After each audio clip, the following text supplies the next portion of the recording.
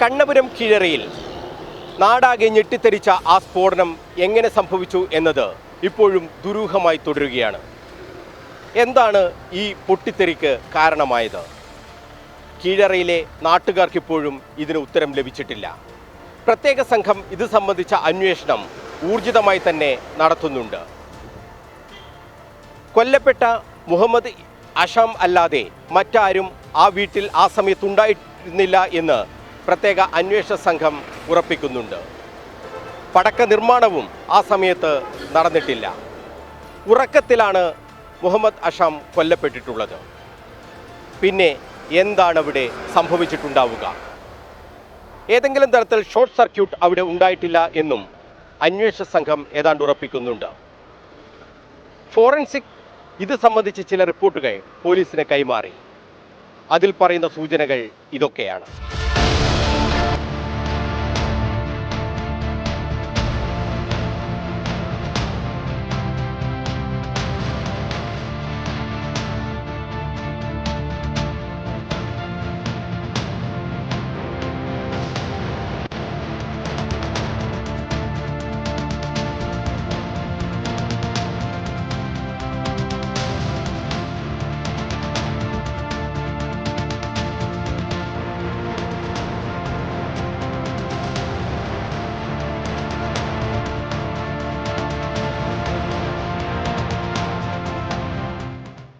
ഉഗ്രശേഷിയുള്ള ഗുണ്ടുൾപ്പെടെ പൊട്ടിത്തെറിച്ചാണ് ഒരു നാടാകെ ഞെട്ടിത്തെറിച്ച സ്ഫോടനം കണ്ണപുരം കീഴറയിൽ കഴിഞ്ഞ ദിവസം നടന്നത്.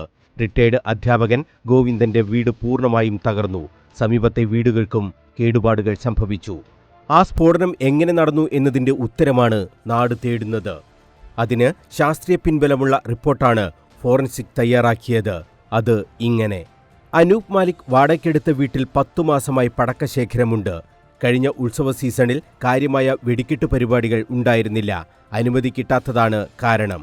ഉത്സവ സീസണിൽ ശേഖരിച്ച പടക്കം ബാക്കി വന്നു. ആ പടക്കവും വെടിമരുന്ന് ഉൾപ്പെടെ മറ്റ് സാമഗ്രികളും അടച്ചിട്ട മുറിയിൽ സൂക്ഷിച്ചു. ഇത് ദീർഘകാലം അനങ്ങാതെ നിന്നു. ഇത് വെടിമരുന്നിൽ രാസമാറ്റത്തിന് കാരണമായി. പൊട്ടാസ്യം ക്ലോറേറ്റ്, പെർക്ലോറേറ്റ് എന്നിവയടക്കം അടങ്ങിയതാണ് വെടിമരുന്ന്. ശബ്ദത്തിനും കളറിനുമായി ഗന്ധകം, ലോഹപ്പൊടി, ചാർക്കോൾ ഉൾപ്പെടെ പല രാസഘടകങ്ങളും ചേർക്കും. ഇതിൽ പൊട്ടാസ്യം ക്ലോറേറ്റ് ഏറെ സെൻസിറ്റീവാണ്. ഉയർന്ന ചൂടും ഈർപ്പവും കലർന്നതായിരുന്നു കഴിഞ്ഞ ദിവസങ്ങളിലെ കാലാവസ്ഥ. ചൂടും ഈർപ്പവും കലർന്നതോടെ പൊട്ടാസ്യം ക്ലോറേറ്റ് സ്വയം കത്തിയതാണ് ഈ വൻ സ്ഫോടനത്തിന് കാരണമായതെന്നാണ് ഫോറൻസിക് നിഗമനം. ഇത്തരത്തിലുള്ള റിപ്പോർട്ടാണ് ഫോറൻസിക് പോലീസിനും നൽകിയത്. ഈ ഒരു സാധ്യതയല്ലാതെ മറ്റൊന്നും കഴിഞ്ഞ 2 ദിവസമായി നടന്ന അന്വേഷണത്തിൽ പോലീസിന് കണ്ടെത്താനായിട്ടില്ല. ഷോർട്ട് സർക്യൂട്ട് സാധ്യതയും ഉണ്ടായിരുന്നില്ല. വീട്ടിൽ പടക്ക നിർമ്മാണം നടന്നതിന്റെ ലക്ഷണങ്ങളും ഇല്ല. അറസ്റ്റിലായ അനൂപ് മാലിക്കിന്റെ മൊഴി ഈ സ്ഫോടക വസ്തു ശേഖരവുമായി തനിക്ക് യാതൊരു ബന്ധവുമില്ല എന്നുള്ളതാണ്. പൊടിക്കുണ്ടിലെ സ്ഫോടനത്തിന് ശേഷം ഇത്തരം കാര്യങ്ങൾ താൻ ശ്രദ്ധിക്കാറില്ല എന്നാണ് അനൂപിന്റെ മൊഴി. കൊല്ലപ്പെട്ട മുഹമ്മദ് അഷാമിൻ്റേതാണ് ഈ പടക്കശേഖരം എന്നാണ് അനൂപ് മൊഴി നൽകിയിട്ടുള്ളത്. രക്ഷപ്പെടാനുള്ള തന്ത്രം എന്നുള്ള നിലക്കാണ് അന്വേഷണ സംഘം ഇതിനെ കാണുന്നത്. മുഹമ്മദ് അഷാം കൊല്ലപ്പെട്ടത് ശ്വാസം മുട്ടിയാണെന്നും പോസ്റ്റ്മോർട്ടം റിപ്പോർട്ടുണ്ട്. സ്ഫോടന സമയത്ത് വീടിൻ്റെ മേൽക്കൂരയും മൺകട്ടയും ഒക്കെ അഷാമിൻ്റെ ദേഹത്ത് വീണു. ഇതാണ് മരണകാരണം.